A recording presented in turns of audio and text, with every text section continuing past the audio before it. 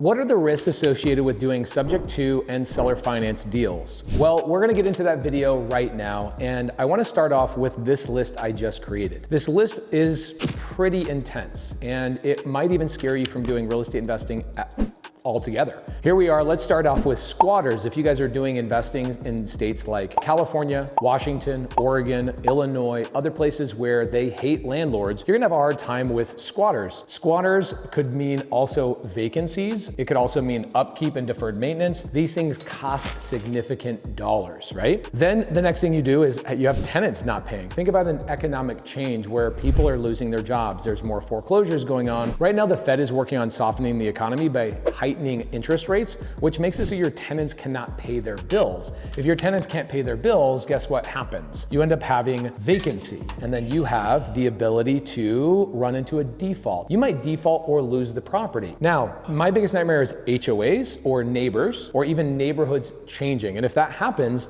you have a resell risk. You might have lawsuits from people in your neighborhood. I've been in lawsuits with HOAs before. It absolutely happens. If these things are gonna happen, like natural disasters, damage, mold, pests, these kind of things. I'm in my Montana house right now, and we have field mice that come and sneak into the attic. These things are a risk associated with buying real estate. If these things happen, the likelihood of you defaulting or losing the property actually goes way up, right? So these are things you have to really worry about. Economic shifts. Are we right now heading into a softening economy, and you therefore have to change your focus on how you want to be a real estate investor? Should I be going out right now and doing Airbnbs, or should I be focusing on affordability? If I focus on affordability, that would be co-living. We have videos about that on the channel, by the way. Economic shifts, right? Insurance costs. This is a big one. This is absolutely a massive one. You look at states like Florida and Texas that in the last couple of years, they've doubled their insurance costs, making it so real estate investors that might have been cash flowing $500 a month 2 years ago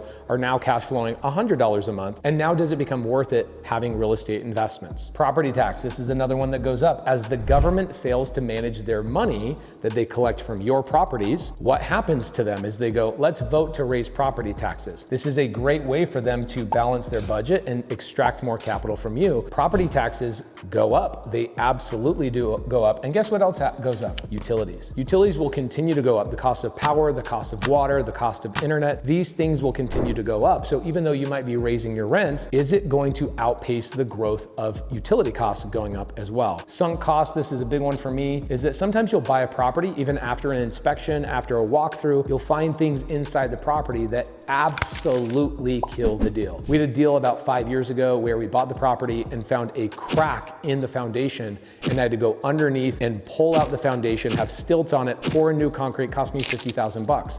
Luckily, it still made it a deal, but there are times where the inspector will miss something. Could I go back and sue the inspector and spend $25,000 and saying, "You owe me this money"? Yeah, but the chances are that inspector doesn't have any money to pay for that thing anyway, so it's just a sunk cost. Here's a big one. This is probably one of the biggest ones in real estate investing, is that your plans don't work out.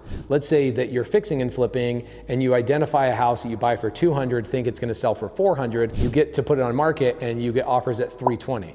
Oh my gosh, now you're in trouble, right? That's fixing and flipping for you. It does happen. What about when you decide, I'm gonna do an Airbnb or a VRBO or a midterm rental, I put it on the market, and 2 years after this thing is crushing it, Marriott Group comes in and spends $1 billion of lobbying against Airbnbs and shuts down Atlanta, Las Vegas, and other markets from your ability to have those properties there. That happened to me. I had 75 Airbnbs between Atlanta and Vegas, and both areas shut down the ability to do Airbnb, so I had to spend a year converting those properties into co-living, which is the wave of the future, by the way, midterm rentals, and other forms of assets. I had to get away from Airbnb, not because at the time it didn't make sense, but because something outside of my control changed my plans. Now, we've gone through a pretty extensive list. If you ask ChatGPT, what are the risks? ChatGPT has about 20 times more risks on it that probably are not that big of risk, but there are so many risks associated with investing in real estate. But I do have a surprise for you.